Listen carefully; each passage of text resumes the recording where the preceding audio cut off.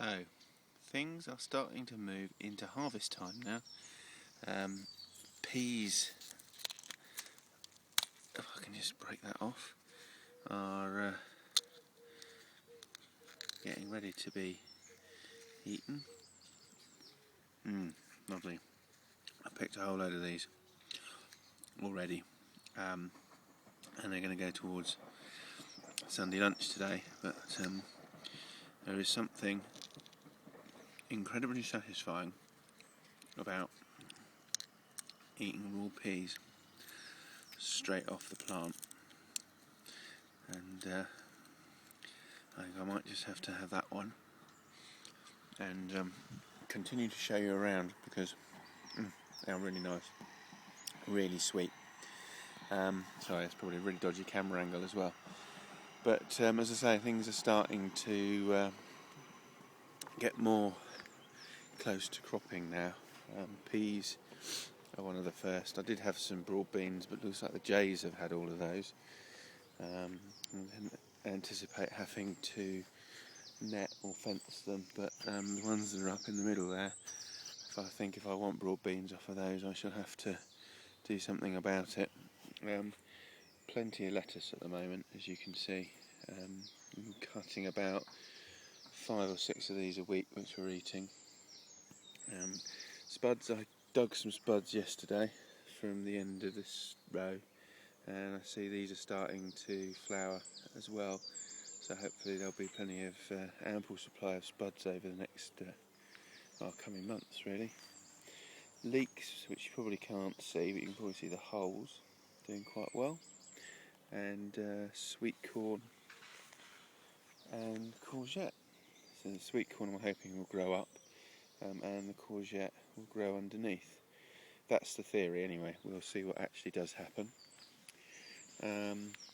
Onions, very disappointing, just starting to dry up now, so be harvesting them fairly soon, but hardly, I think probably that one there is about the biggest, but most of them are kind of like this size.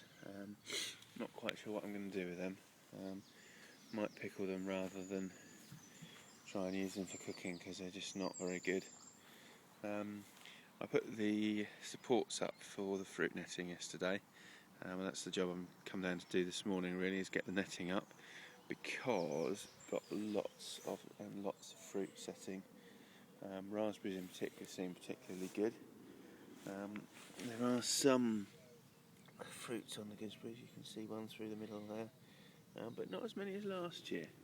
It's the second year that these bushes are in, so I'm quite surprised, but for the first year this year I have apples. Look at that, spectacular.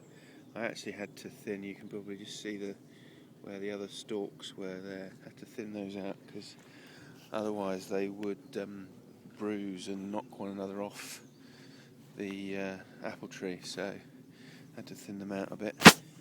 Carrots, I seem to be able to do this with carrots, it's quite good. This is a whole row of carrots here. This gap here I put a couple of marigolds in just as companion plants, and then there's one on the end. I seem to be really good at growing one carrot on the end of the row, and then something else going wrong at some point, and then if I'm lucky the rest of the row comes up. Last year I just managed to do that, so I had one carrot the whole year.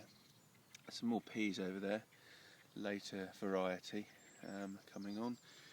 Parsnips are starting to come on, and beetroot, and there are actually, if you can see right down in there, beetroot starting to form, so we shall get some beetroot soon. These are also beetroot, planted much later than the other row, but doing much better. I'm not quite sure why. Spinach, which I thinned out a bit yesterday, and some more carrots. You can see again, a few on the end and gaps. I'm not quite sure. I have problems with carrots, growing them at least. Some cabbage in there, and as I say, broad beans. So I'm going to finish eating this pod of peas, and then I'm going to get on and put the netting up. Hope you're having a good weekend wherever you are. Take care now, bye bye.